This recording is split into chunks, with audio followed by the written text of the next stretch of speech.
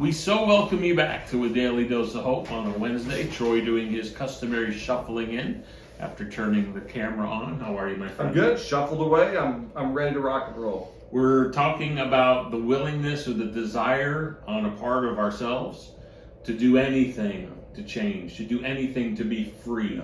Naaman is in this completely shaming place of being a leper, maybe the worst disease you could have back in these times, in this part of the world. And he goes to the king of Israel saying, I'm willing to do anything. And what happened next? So the interesting thing is he's going there now to this man of God, and he says, I'm willing to do anything. The problem is he really didn't mean anything. He had in his mind expectations of how this healing was supposed to go. He had in his mind a time frame, a particular path. He's a smart guy. Remember, he's a very effective general. He's not just a soldier, he's a general. He's in charge of the armies of the kingdom of Syria. So he had some real expectations, and he thought to himself, I'm going to go to this guy, and he's going to do something a certain way and say something a certain way and maybe tell me to do something a certain way, and I'm going to find freedom. And instead, this man of God says to him, here's what I want you to do. He says, Mr. Naaman, you told me you were willing to do anything. So here's what I want you to do. I want you to go over here to the river. And I want you to humble yourself and step into that river. And I want you to dunk yourself into that water 7 times. And if you will do that, the leprosy will be gone and you will be free. Seems simple enough. Seems super simple. Seems like a no-brainer. If you were to tell me today, Troy, if you'll go dip in the creek down here in the middle of the Hope West campus and do that 7 times and you'll lose 50 pounds, you know what I'd do, bro? You'd be wet. Man, I would be.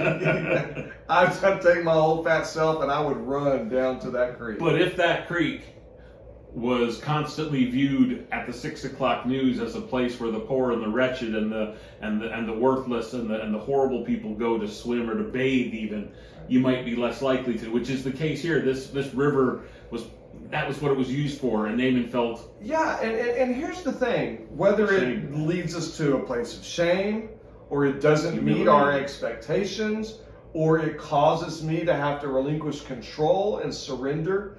The problem is you and I come to God and we say we're willing to do anything, but we have our own expectations of how it's supposed to go and how it's supposed to move and how long it's supposed to take.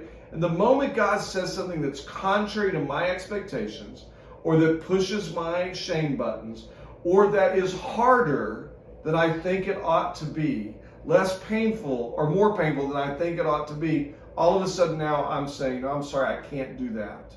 That's too hard. That's too weird. That's too difficult. That's too time consuming. Please tell me what option B is. Yeah. And the problem is, Bill, there's not an option B. God has a path for us. And what God invites us to do is to surrender to Him on that path. To say to Him, yes, I'm really willing to do anything. I'm willing to let you, God, dictate the steps on this path. I'm willing to let you, God, dictate the direction of this path. I'm willing to let you, God, dictate the time frame on this path. And God, if it's going to be hard, painful, difficult, that's okay, because I really mean it, God. I'm willing to do anything. But the if, it's not even if. And do you know, how many cases do you know of where the path to that freedom came with no cost? Very, very, very few, if really any. And I'll tell you a story tomorrow, Bill, that I think encapsulates this beautifully. Because the reality is this: you want to be free. Yeah. I want to be free. You want to be free. And God wants us to be free as well. The problem is not that God's unwilling. The problem is you and I say we're willing to do anything, but we're really not. We've got all these strings attached and all these expectations, and now I'm literally telling God, no, I won't do that. I will do that. God, you've got it all wrong here. God just says stop. And we'll talk about the story tomorrow. Yeah, rubber meets the road tomorrow. I think you'll be surprised by it and what we say on Friday. Stick with us. We'll talk then.